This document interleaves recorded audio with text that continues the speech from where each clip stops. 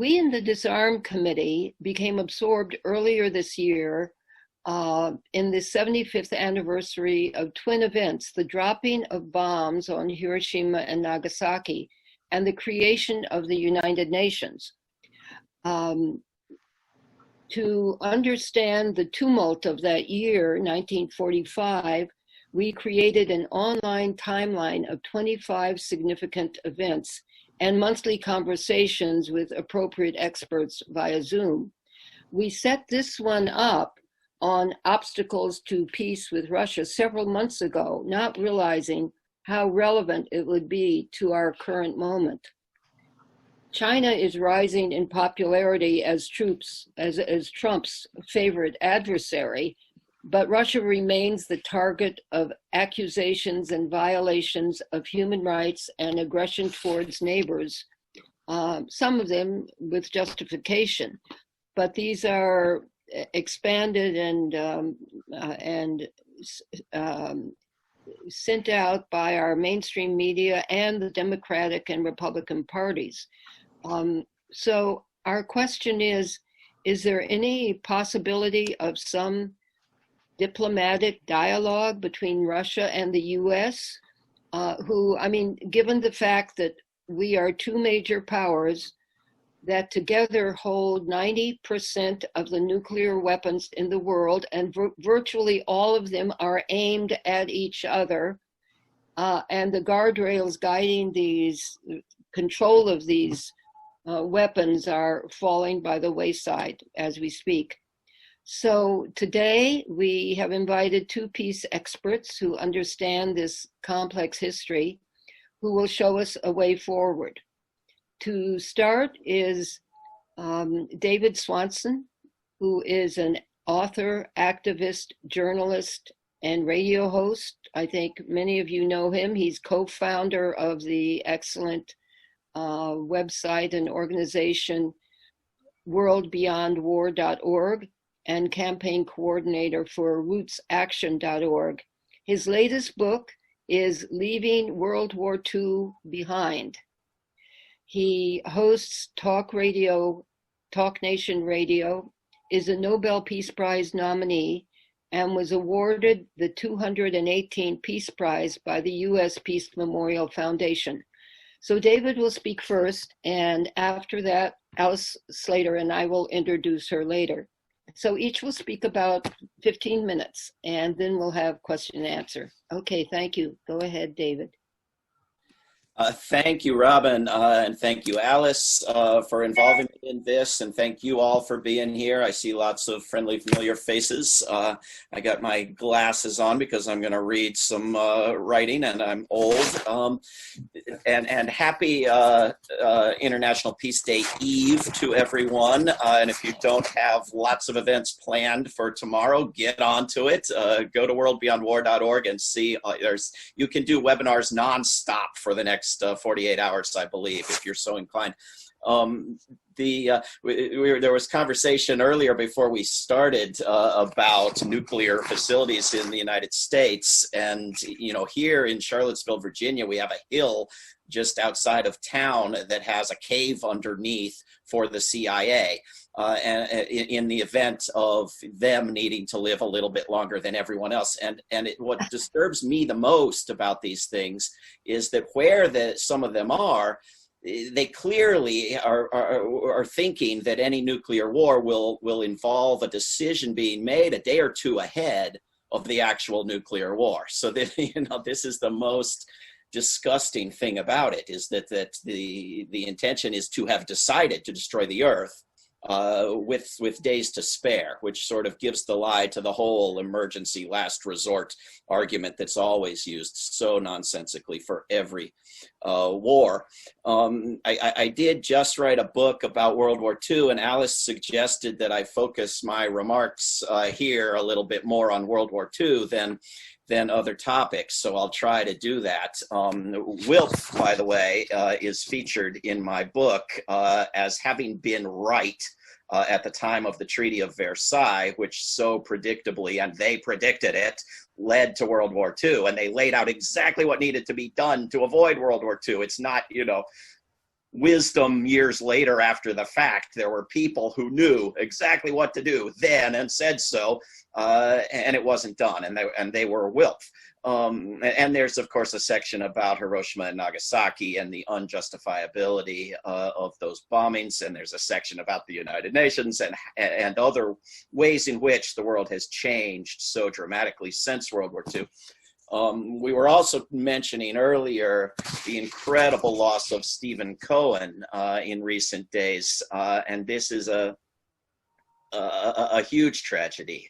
And if you are interested in the United States or Russia or both, or the avalanche of lies that have been, overwhelmingly just accepted and treated as true by the U.S. media, go back now and read every essay, every column, watch every YouTube by Stephen Cohen, and you will be infinitely wiser.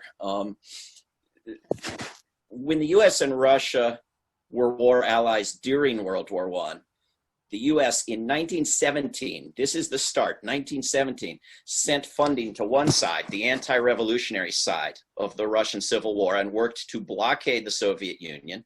And in 1918, sent U.S. troops to Murmansk, Archangel, and Vladivostok to try to overthrow the new Russian government, a campaign that has never ended.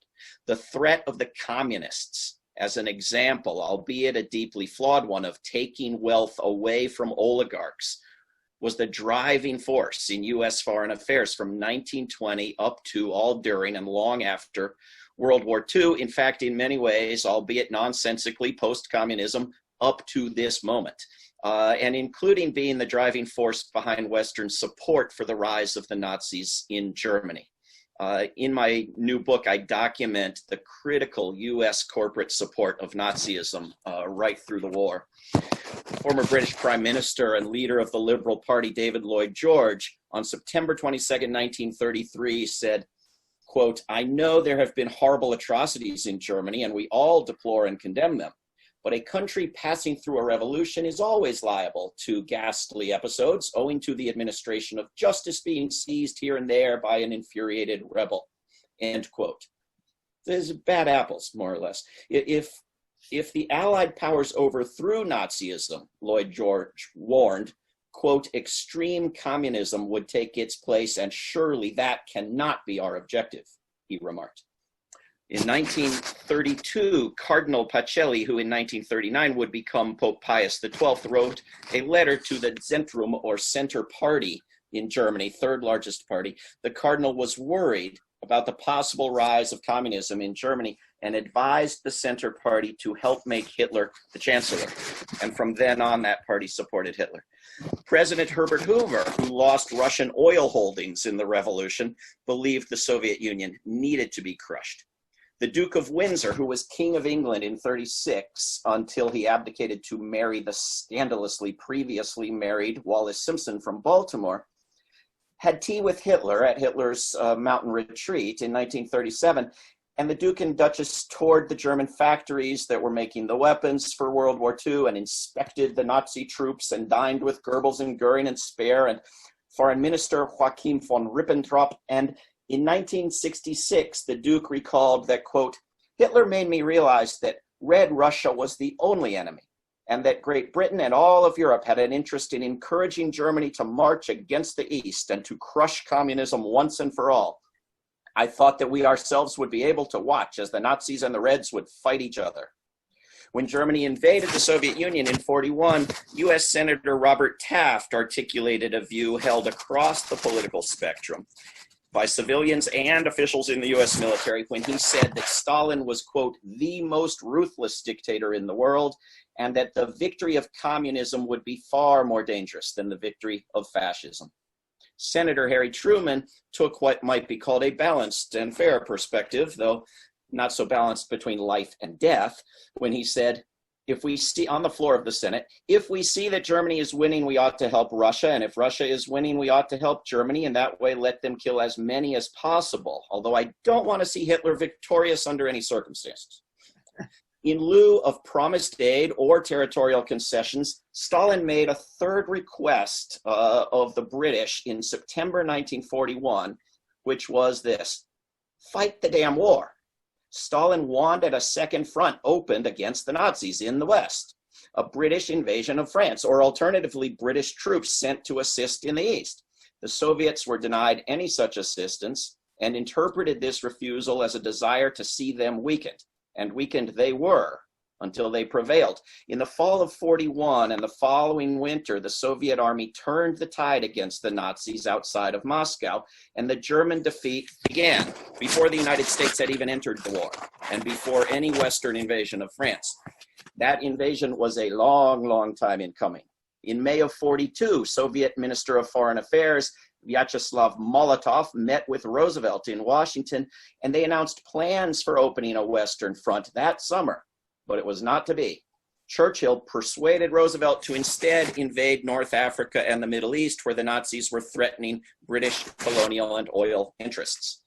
Remarkably, however, in the summer of 42, the Soviet struggle against the Nazis got such favorable media coverage in the US that a strong plurality favored a US and British opening of a second front immediately. US cars had bumper stickers reading "Second Front Now." But the US and British governments ignored the demand. The Soviets, meanwhile, kept pushing the Nazis back. If you learned about World War II from Hollywood movies and popular US culture, you would have no idea that the vast bulk of the fighting against the Nazis was done by the Soviets, that if the war had any top victor, it was certainly the Soviet Union. Nor would you know that huge numbers of Jews survived because they migrated east within the Soviet Union prior to the war, or escaped east within the Soviet Union as the Nazis invaded. Through 1943, at huge cost to both sides, the Russians pushed the Germans back toward Germany without any serious help.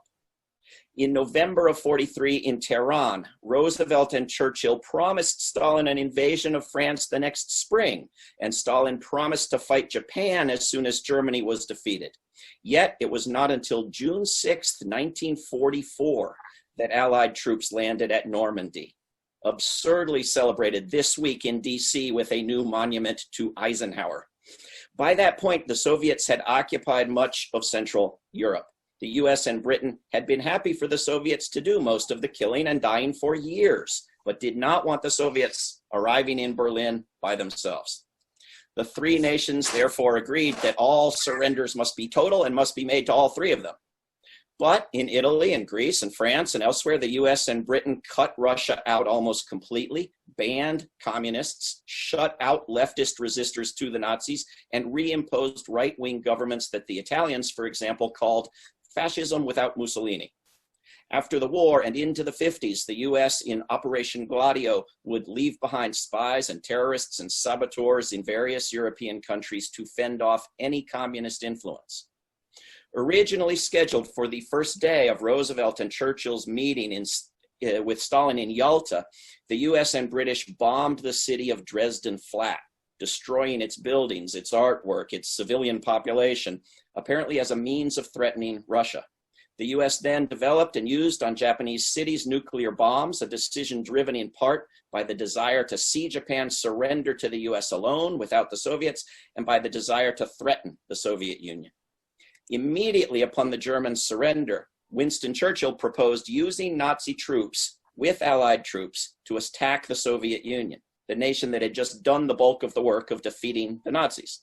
This was not an off-the-cuff proposal. The US and British had sought and achieved partial German surrenders, had kept German troops armed and ready, had debriefed German commanders on lessons learned from their failure against the Russians. Attacking the Russians sooner rather than later was a view advocated by General George Patton, by Hitler's replacement, Admiral Karl Donitz, not to mention Allen Dulles and the OSS. Dulles made a separate peace with Germany in Italy to cut out the Russians and began sabotaging democracy in Europe immediately and empowering former Nazis in Germany, as well as importing them into the US military to focus on war against Russia. When the US and Soviet troops first met in Germany, they had not been told they were at war with each other yet. But in the mind of Winston Churchill, they were. Unable to launch a hot war, he and Truman and others launched a cold one.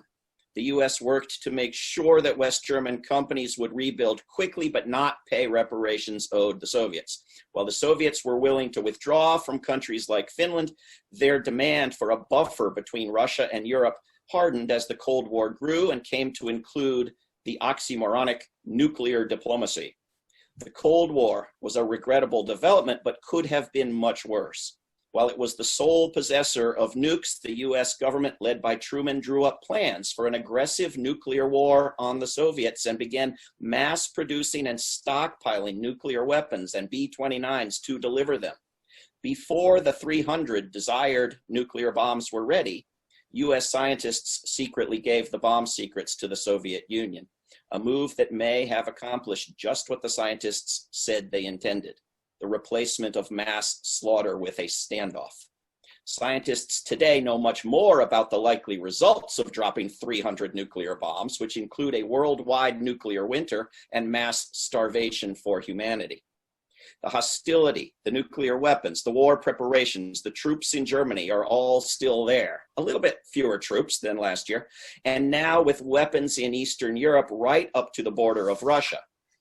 World War II was an incredibly destructive force, yet despite the role played in it by the Soviet Union, it did little or no lasting damage to anti-Soviet sentiment in Washington. The later demise of the Soviet Union and end of communism had a similarly negligible effect on ingrained and profitable hostility toward Russia.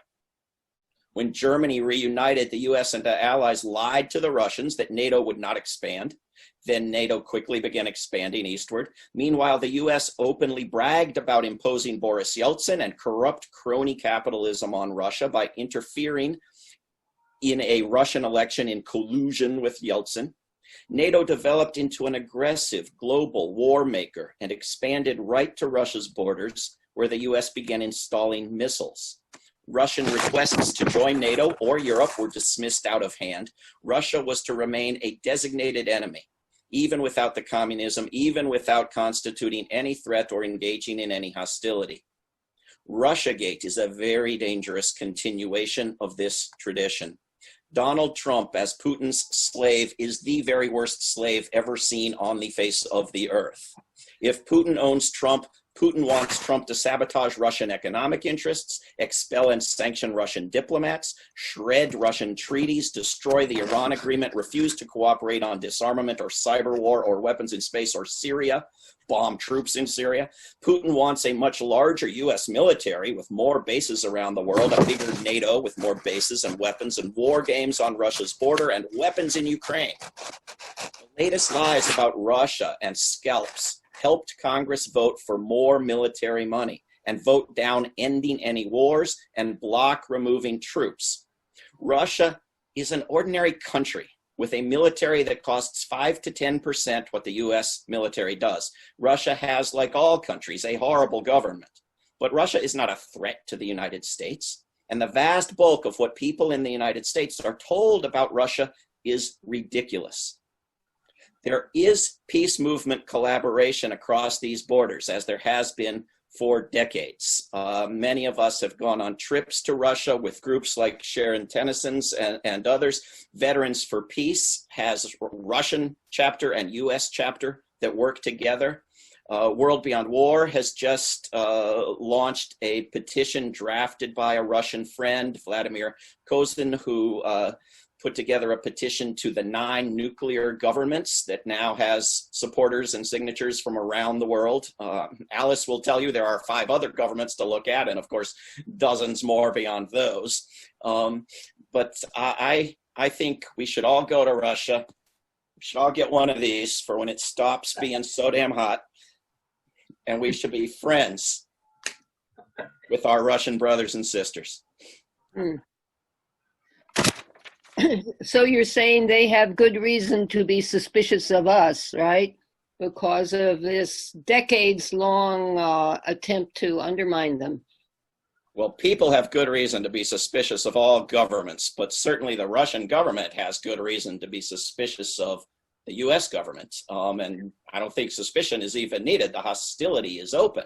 It's just somehow if you've sort of internalized this myth that Trump is Russia's servant, then your brain somehow avoids seeing Trump sabotage Russian energy interests and expel Russian diplomats and bomb Russian troops in Syria and send weapons into Ukraine and so on and so forth. Somehow you can't see that. So, the Julian Assange trial ought to be the front page news the past few days. It's not there. It's completely absent because it somehow doesn't fit the mythology about Trump and Russiagate. So, I think I don't think even suspicion is needed. I think just a willingness to look at what's happening. Mm-hmm. Yeah, well, thank you. Thank you so much for documenting that long history that most people are not aware of. And is that in your latest book, that chronology? Most of that, I think, if not all, and much, much more, yeah. Uh-huh. Well, great. Well, okay. Well, let's move on to Alice, and after that, we'll have more questions. So maybe most of you know Alice Slater. She's a lawyer living in New York City, isolated in her apartment, I understand. She's a member of the Lawyers Alliance for Nuclear Arms Control. She's traveled to Russia and China on numerous delegations engaged in ending the arms race and banning the bomb. And she's a member of a number of groups, amongst them the United Nations representative of the Nuclear Age Peace Foundation. So Alice, bring us up to date with more of the efforts to build a relationship with Russia. Thank you. I just want to add that I'm on the board of World Beyond War because that's my favorite group. I know I had so many, you might have left it out, but David is a founder of World Beyond War, and we really have to get beyond ending this war or that weapon or that, military action. We have to end war. It's just time, That's the purpose of this new network. I read David's book. I got the proofs and I read it. I was like shocked. I had no idea of how in bed we were with the Nazis. And also I learned that the Russians lost 27 million people to the Nazi onslaught. 27 million. I mean, I'm Jewish. We talk about our 6 million in the Holocaust, 20. I mean, we don't even hear that from them, and we are so unkind to them. I mean, Putin just gave a speech. They're having all these 75th anniversary of the UN and 75th, of the bomb, and there's been a lot of 75th year talk. We did not invite Russia. The Eastern Europeans did not invite Russia to the acknowledgement and celebration of the 75th anniversary of the defeat of the Nazis and the end of World War II, when they were the leading people. And I just want to read what he made a speech about it. He was like very hurt, and rightly so. I can't believe I can't find this, but it's around somewhere. I will find it. But he was saying that what we need is a Truth and Reconciliation Commission. We have to tell the truth. They're opening up all their archives. And if you read David's book, we need a truth-telling about what really went on during that war. Who did what to who. And if I get down to the nuclear issue, I mean, it's incredible because Stalin asked Truman to turn the bomb over to the United Nations when the war was over. And we had dropped it on Hiroshima and Nagasaki. And they were our ally, and we were forming the United Nations together with the Soviet Union to end the scourge of war, And Truman said no. So they got the bomb. Then when the wall came down and Gorbachev let go of all of Eastern Europe miraculously, he just let them go. He ended the Soviet occupation of Europe. And he and Reagan met in Reykjavik he said, let's get rid of our nuclear weapons. And Reagan said, great idea. And Gorbachev said, but don't do Star Wars, because we have this plan, which now Trump is actually actualizing. We've created a United States Space Force. It used to be part of the Air Force, but the document said U.S. Space Command dominating and controlling the military use of space. That's what we have in our documents, shamelessly. We don't even hide it. And Gorbachev said, let's get rid of them, but don't do Star Wars. And Reagan said, I can't give that up. So then they took the offer off the table. We had a treaty since 1972 with the Soviet Union, the Anti-Ballistic Missile Treaty, where we promised not to put anti-missiles near each other. So we stopped building them so that we could stop building missiles and ratchet down the arms race. And Clinton started putting emplacements into Romania while we were expanding NATO. And Putin said to Clinton, let's cut our arsenals to 1,000 each and call everybody to the table. At that time, there were about 17,000 nuclear bombs on the planet, with 1,000 in 5 countries, India, Pakistan, Israel, France, UK, and all the others were in, and one more, North Korea, so there were 6. And all the others were in the US and Russia. I mean, they only had 1,000 between all of them. So he said, Putin said, let's cut our arsenals to 1,000 each and call everybody to the table, negotiate a treaty, but don't put missiles in Romania. Clinton said, I'm not promising that. So Putin pulled back. And then Bush actually walked out of the treaty. We put not only missiles in Romania, they're going into Poland. And then there was another time where we boasted with Israel that we had hacked Iran's uranium enrichment plant, and with this Stuxnet virus. And Putin called Obama. That was during the Obama administration, and said, hey, why don't we negotiate a cyber ban treaty? And the U.S. said no. You know, we have terrible, we're in terrible condition now where computers can hack, you know, power plants, nuclear power. I mean, that would have been terrific to work on that. We said no. We have rejected a model treaty that China and Russia tabled at the Commission on Disarmament. They put it down in 2008 and again in 2014. This is during Obama. Let's not just blame Trump, you know. And it's a treaty to keep weapons out of space, and you need consensus to discuss it. The U.S. says we're not even discussing it. And then you have Trump. I mean, he's walking out of the Iran agreement. He's talking about nuclear testing.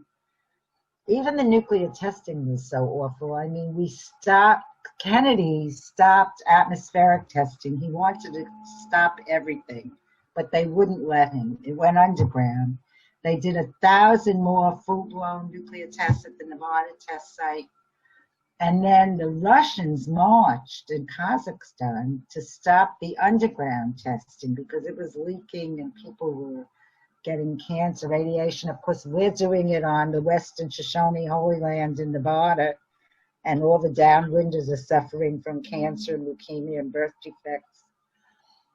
And Gorbachev stopped the nuclear testing. So at that time, I was at the Lawyers Alliance, and we went to Congress and said, you know, Russia stopped. The Soviet Union, we should stop. They said, you can't trust the Russians. So Bill DeWind, who was the chair of the New York City Bar Association, and he was the founder of the Lawyers Alliance, and he was from the Dutch DeWinds that owned half the Hudson, you know, from the old families. He raised like $6 million, got a team of seismologists. We go over to Russia. We met with the Soviet lawyers and the government, and we said, will you let us put our seismologists around the Kazakh test site at Semipalatinsk? That's where the Soviets tested their nuclear weapons, so that we can make sure that you really stop testing. And they said yes. And then we go back to Congress, and because of that, we were able to stop the underground testing. And then along comes Clinton, and he signs the Comprehensive Test Ban Treaty. That was only a moratorium, but he signs the treaty, which has never been ratified. Russia ratified it, but we did not. And he gives the weapons lab $6 billion a year at that time in 92 for stockpile stewardship. This is like biblical stewardship.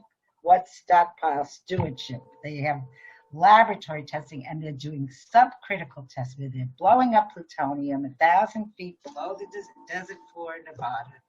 But Alice, I'm sorry to interrupt you, but your voice is going in and out. It's hard for people to hear you. I don't understand what's happening. Well, how about now? That's better. I'll talk close. I don't know what happened. So anyway, Clinton said because it didn't have a chain reaction, they were only blowing up plutonium with chemicals, it's not a nuclear test. Like I didn't inhale, I didn't have sex, and I'm not doing nuclear tests. And of course, then the Russians did it. You know, they're doing it in Nevada. They're doing subcritical tests. Like they do everything we do. I mean, I don't blame them for that.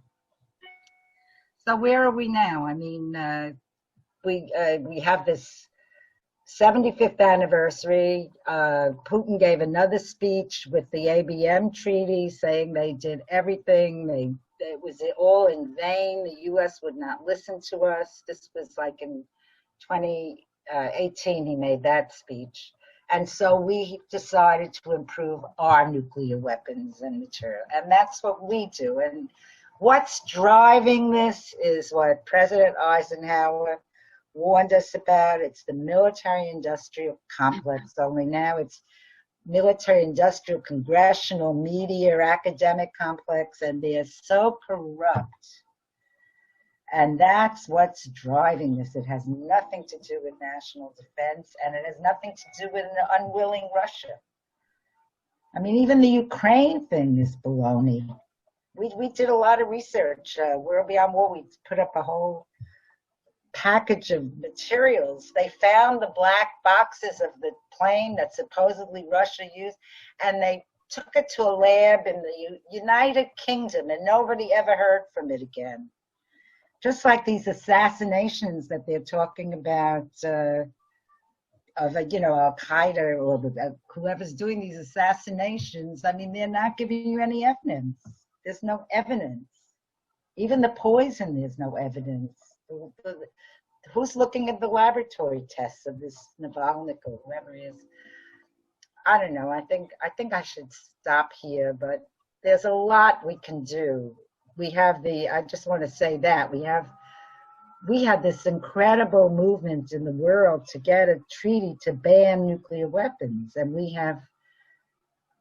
we're almost there. Like we have, you need 50 countries for the treaty to enter into force, and we have 44, and we're probably going to have the 50 by the end of the year. And this replaces the Non-Proliferation Treaty, which is a terrible bargain because the Non-Proliferation Treaty, you had 5 countries, the US, China, Britain, France, and Russia, saying we're going to make good faith efforts to eliminate nuclear weapons. So good faith, they signed it in 1970, and now we still have them, and they're making new ones and designing new ones. Trump is now talking about doing nuclear testing again. I mean, that's like horrendous that we're, full-scale nuclear testing. Not that we ever stop.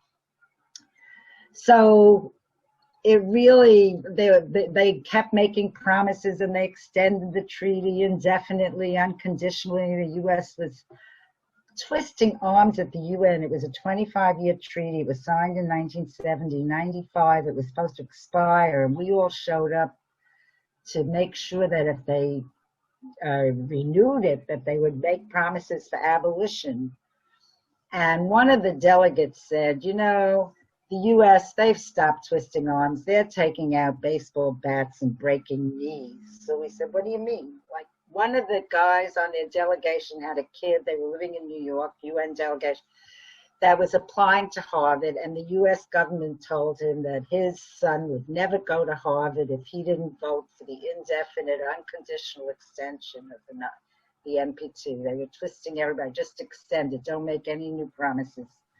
And the only promise they did make at that time was because Egypt was holding up the show to have a weapons of mass destruction conference for the Middle East, not even any, just to have a conference, because, you know, Israel has a bomb, they just never admit it. And we still haven't had that conference, and that's been breaking up the NPT, so that in 2000, like South Africa said, this is ridiculous. You know, we have nuclear apartheid. 2015, they said we have nuclear apartheid. Alice, I'm sorry, but is there any way you can turn your microphone sound up? I don't know what I'm doing wrong here. It says 100%. Well, if you stay close by, that's good. How about this? Is this good? Yeah, It's fading in and out. I don't know what's happening. just don't move much. But I guess I want to wrap up and say that we have the new treaty, that the NATO alliance, we share our nuclear weapons in 5 NATO states: Belgium, Holland, can you hear me? Italy, yes, Belgium, Holland, Italy, Turkey, and the Netherlands, and Germany. And those countries, the grassroots are moving, like in Germany and the Netherlands and Belgium. They've already taken steps to get their government to get our nuclear weapons out. So that's a big blow to the NATO alliance and to these weapons that are there. You know, we're now, as David said, we're doing nuclear war games on Russia's border with this extended NATO that we promised Gorbachev we wouldn't extend NATO. They were very concerned when the wall came down that East Germany shouldn't be united with West Germany because they took such a beating in World War II. And Reagan said, don't worry, we promise you we won't expand NATO 1 inch to the east. And it's right up to their borders, and we're doing nuclear war games on their borders. So you can join the ICANN campaign, and they're in the United States of America. We have a resolution by Eleanor Holmes Norton that Wilf was very key to getting this going, calling on the U.S. government to sign this ban treaty and to convert to an economic and energy conversion plan from the incredibly expensive nuclear budget that we have in the U.S. And there are cities all over the world that are enrolling, calling on their governments in the U.S., California, Los Angeles, Salt Lake City has done it, Washington, D.C., Toronto, Paris. We're still pending in New York. We don't know what's holding it up. We have everybody signed on, but they haven't passed it yet. That's with cities calling on the government. And there's also parliamentary pledges where members of Congress or parliaments all over the world are signing pledges saying they're going to bring it up in their government to get their government to support the new ban treaty. So I think this is a very good thing that people can do. We're on the move. So thank you. yeah. Okay, well, there's a bunch of questions, and one of them just follows up with what you were saying from Cheryl. Only the countries who have ratified the treaty prohibition of nuclear weapons will have to abide by it. So how will it help to get the nuclear weapons holding countries to give up their nuclear weapons? Well, I know that ICANN and people are meeting to talk about exactly that. That I think it's 3 months after it is ratified, it will be implemented, and at that point, all of us can start to implement it ourselves and go to our nearest nuke center and tell them now that they are illegal. Right. It'll enter into force. This is a legal term. But, you know, it doesn't matter that it's only these 50. There'll be more than 50, you know. But right now, the nuclear weapon states aren't signing it. or what we call the nuclear umbrella, like our NATO alliance. And in Asia, we have South Korea, Australia, and Japan, of all places, that's part of this nuclear alliance. That, you know, you can look at the NATO doctrines, they talk about their nuclear deterrence, and they're going to use it on everybody's behalf. So it's going to be like, we never signed the landmines treaty, but it becomes taboo, it becomes stigmatized. And now the US stopped making them. We don't plant landmines anymore. There's a treaty that banned landmines, and even though we didn't sign it, we can't do it. It doesn't look right. And that's what's going to happen here. More and more countries, particularly the nuclear umbrella countries, will start, and there'll be this big impact on public opinion here, that Americans will know this is happening. Most Americans don't even know it's happening. No. I think also it will become possible to merge the anti-nuclear movement with the divestment movement, because it will be possible to tell your city and your state and your university and your investment fund that they've now got money in a criminal enterprise, that this is illegal internationally. It's become a treaty. It's recognized by the United Nations. In fact, it's remarkable that 50 nations have ratified something that's against the will of the United States and of the other nuclear nations. And as Alice said, of all the nations that illegally have nukes stationed in them, and of all the dozens of nations that bizarrely and nonsensically imagine that other countries' nuclear weapons are benefiting them in some way, Australia and all the rest of them. And so you're going to have to have 50 out of 200 nations defy all the powerful nations of the world, not just the United States, in this way is remarkable, as well as to have first the Netherlands and now Germany coming pretty close to kicking the nuclear weapons out of their country, which is certainly a good step in the direction of those countries banning the thing. It makes it possible for us to talk in a whole different way, to lobby all the remaining 150 governments in a different way, and to get the money out of the business through divestment campaigns that have not just the moral argument that investors just viscerally hate morality, but the legal argument that they are putting their investors in legal jeopardy by investing their money in something that's now been banned. So I think it's a tool we will make every use we can out of. And there is a great campaign, don'tbankonthebomb.com. You can look at it and they tell you all your banks in every city, every country, who you should be going to that has money invested in nuclear weapons manufacturers. I just have a question before we get to some of the chat people, David, and that is, I read somewhere that the hostility towards the Soviet Union really got revved up at the time that Edward Snowden decided to stay in Russia. I mean, and we haven't heard from him for a long time, but it's as if that might have accentuated the anger at Russia for having allowed him to stay there. Do you think there's anything to that argument? Now, how long ago was that? That was like 5 or 10 years ago. Yeah. Well, we certainly have heard from him, including recently on the Julian Assange trial, and he's always worth hearing from, and he's absolutely right about Julian Assange deserving to be thanked rather than punished. I think it was very convenient for a government, for the U.S. government, that has never lost the motive of demonizing Russia since 1917, to have Edward Snowden happen to land there and stay there, which was not Edward Snowden's plan, was not Russia's plan, but was what happened. And it was at the same time, it was convenient in both ways, as a way to further demonize Edward Snowden and as a way to further demonize Russia.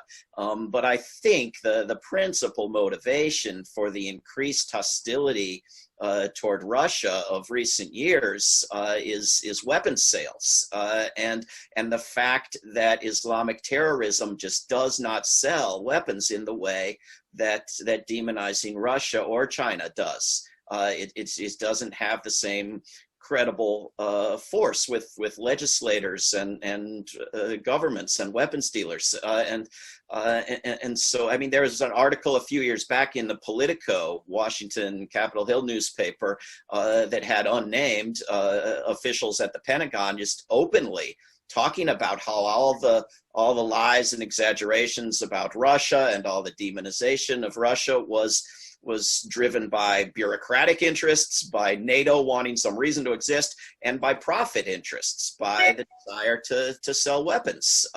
You know, and I mean, there's the event where Putin was on the stage with Jack Matlock, is that his name, Alice? The former ambassador from the U.S. to the Soviet Union and then to Russia, where Putin complained about all the weapons being put on the border of Russia. And Matlock turns to him and says, Vladimir, don't worry, you completely misunderstand. They're not to threaten you, even though we're pretending they're to threaten Iran, but nobody believes that. It's just a jobs program for back in the U.S.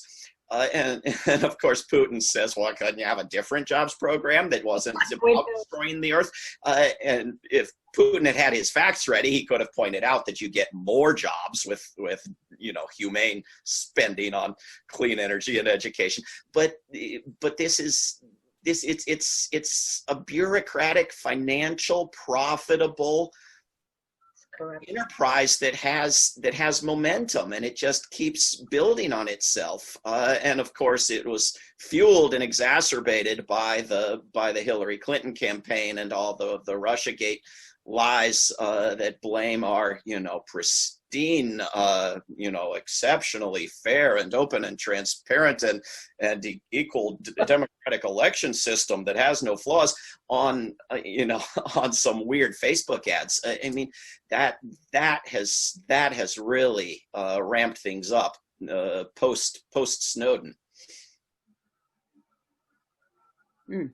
Yeah. Okay. So let's take some of these chat calls. Charlotte, can we let Charlotte speak, or should I just read her comment here? She wants to know what is happening with the Nord Stream 2 natural pipelines between Germany and Russia, in terms of Germany not wanting to completely increase sanctions against Russia because of that pipeline. It is nearly completed, but the attempted poisoning of the Russian dissident has the US threatening sanctions, including that pipeline. What do energy wars have to do with the current Cold War versus Russia?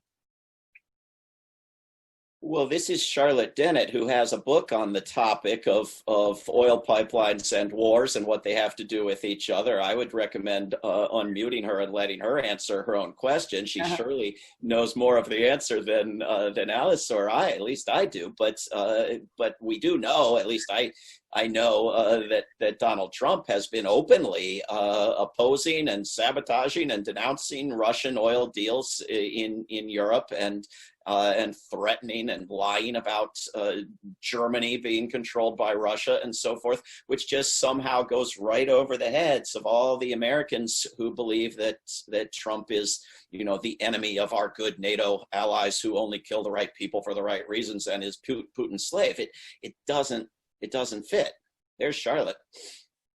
Yeah. Okay, Charlotte. What? All right. Am I unmuted? Yes. Yep. Okay.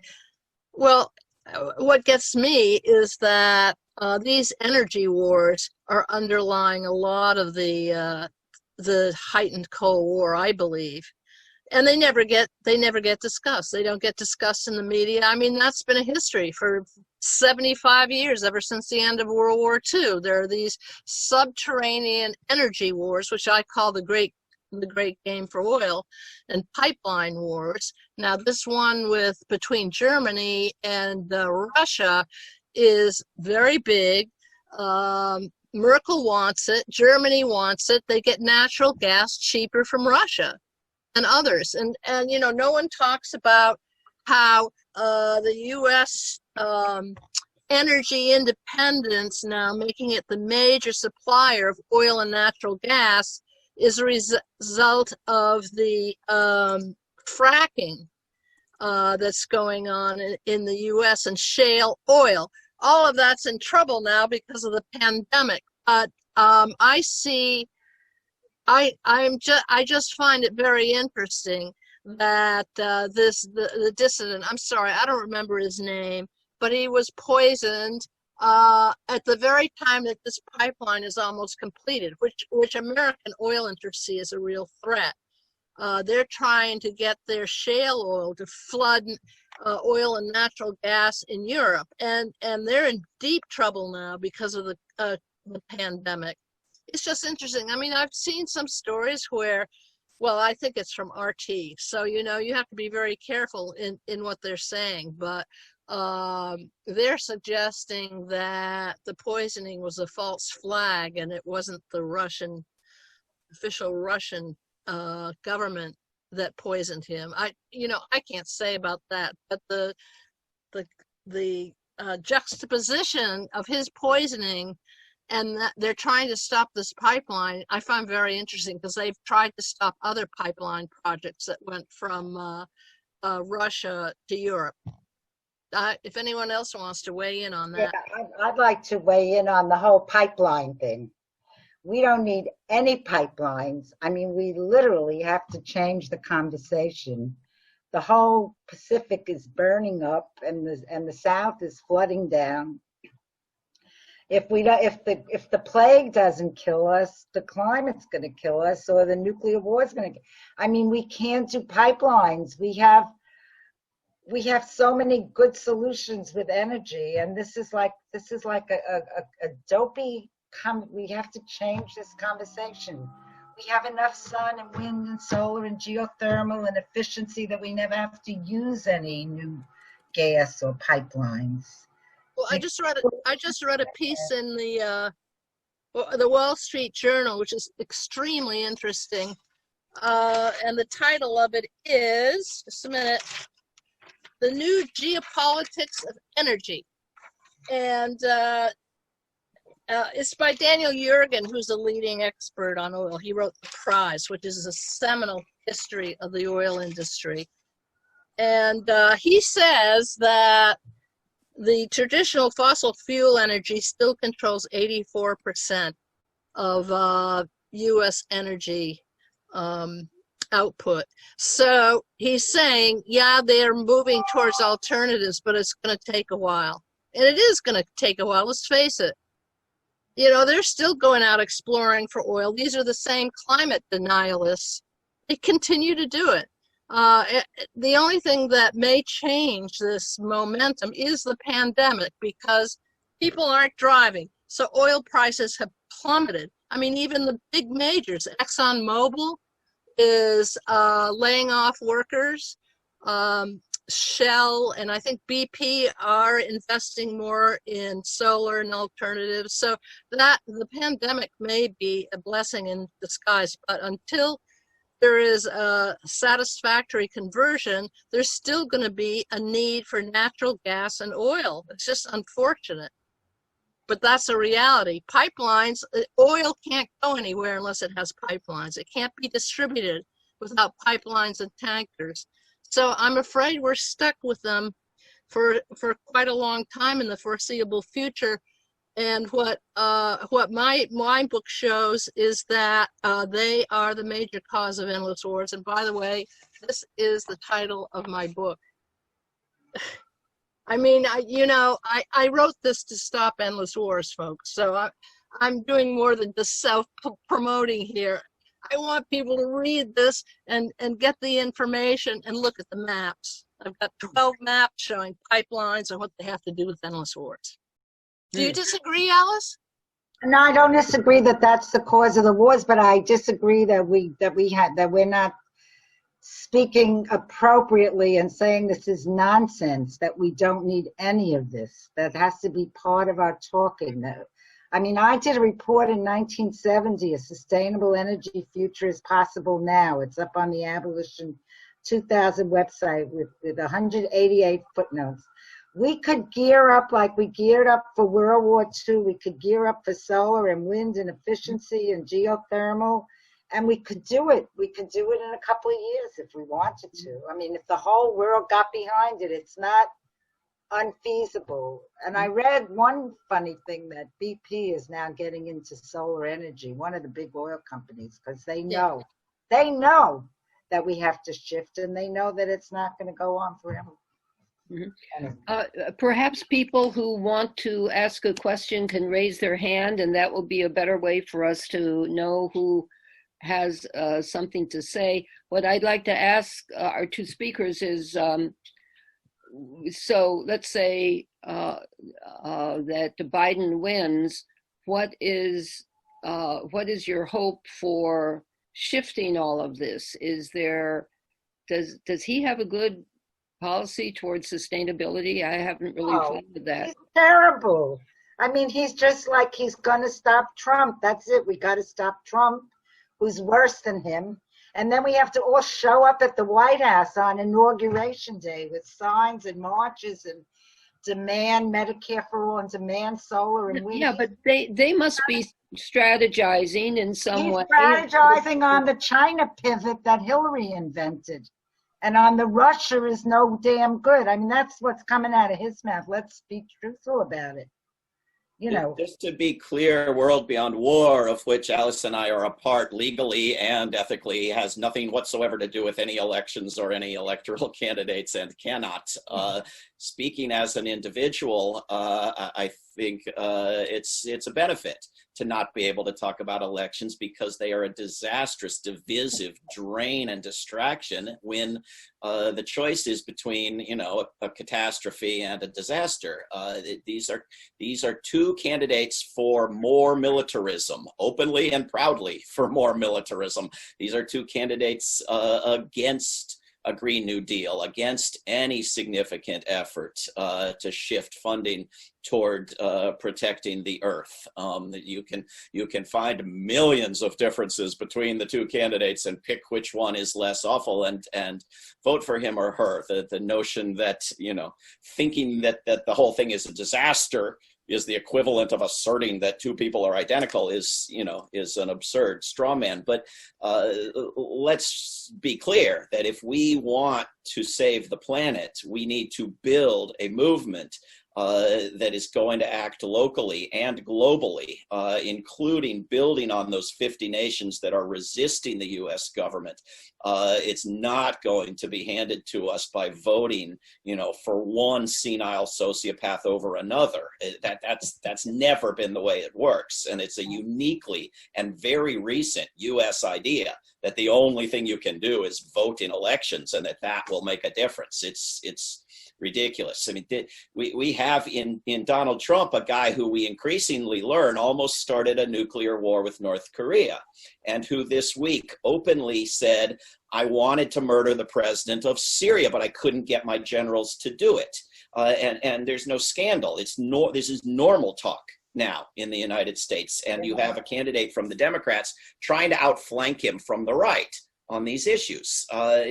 We have Dan Ellsberg's book now showing us that pretty much every president since we've had nukes has threatened to use nukes, openly, privately in some cases, publicly in others. We have this book, Command and Control, that catalogs the near accidents, which are in the hundreds. So it's a question of survival.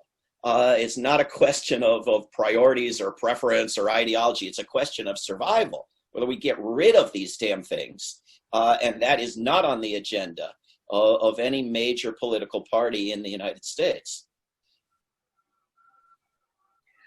I think there's been an interesting series of questions on the chat about the term Islamic terrorism. I think maybe David used that term. And I'd like to sort of broaden it to say that one of the arguments I've heard of Trump's friendship with Russia is that he sees our two countries as white countries, the two strongest white countries that need to unify against the terrorism of the South and of the dark people. And I haven't heard that talked about much. Do you think there's any credence to that as an explanation for Trump's friendship with? I don't think there's any friendship. I think Trump came in like even a broken clock is right twice a day. I'm going to make a deal with Russia. I'm going to make a deal with North Korea. I'm going to get the Nobel Peace Prize. He was talking to Abe to get nominated. Now he's nominated for and they wouldn't let him. And it had nothing to do with white, that one is white, well, the other one was, I don't know. And it's just, the whole terrorism thing is nonsense. I mean, it's just nonsense. Obama, the constitutional Harvard lawyer, bragged that he shot the guy and threw him overboard. I mean, even the Nazis got a trial in Nuremberg. Mm-hmm. You know, I mean, we're in a lawless environment. It's, you know, it's true that Biden might be a little better than Trump because Trump is giving this message to all the rednecks to go get your guns and your ammunition and get ready to shoot. I mean, that's kind of dangerous. So it'd be good to get rid of Trump. But don't think Biden's going to do it. We got to stay on his back incredibly. We have to organize, you know. Yeah. David? Yeah, Robin, a few important topics you raised. One, the Islamic terrorism thing, which in the chat I'm accused of demonizing Muslims. And I think that I should correctly point out, as requested, that it's not helpful to say Islamic terrorism without explaining that it's a term of U.S. military propaganda that is used to demonize and otherize a group of human beings when the vast bulk of the terrorism in the world is coming out of the Pentagon and out of the U.S. weapons dealers. And so if the people on this call are somehow not up to the level I thought they were, and because I said Islamic terrorism took on the idea that Muslims are particularly prone to terrorism, I apologize for encouraging that bullshit, because it's bullshit. And I think it's important for us to recognize that almost all terrorism is driven by opposition to foreign occupations. It's not driven by religion or skin color or education or wealth or lack thereof. It's driven by opposition to foreign occupations. And the most terrorism in the world is in the places that have had the most severe invasions and occupations by Western militaries, including Iraq and Afghanistan. And we saw terrorism predictably increase for over a decade during the so-called war on terrorism. So, as Chomsky has always said, the easiest way to reduce terrorism would be to stop engaging in it. So I hope I can get off the hook for the accusation of demonizing Muslims, which, believe me or not, was not my intent. We do, Robin, have, people came here to Charlottesville and, brought guns and threatened and waved their torches around and shouted, Russia is our friend, Russia is our friend. And they meant exactly that nonsense. Russia is a white thing and the United States is a white thing and we hate the non-white countries and therefore Russia is our friend. And I was in Russia then when they were here in Charlottesville saying that, and I was asking Russians what they thought, and the Russians couldn't understand it.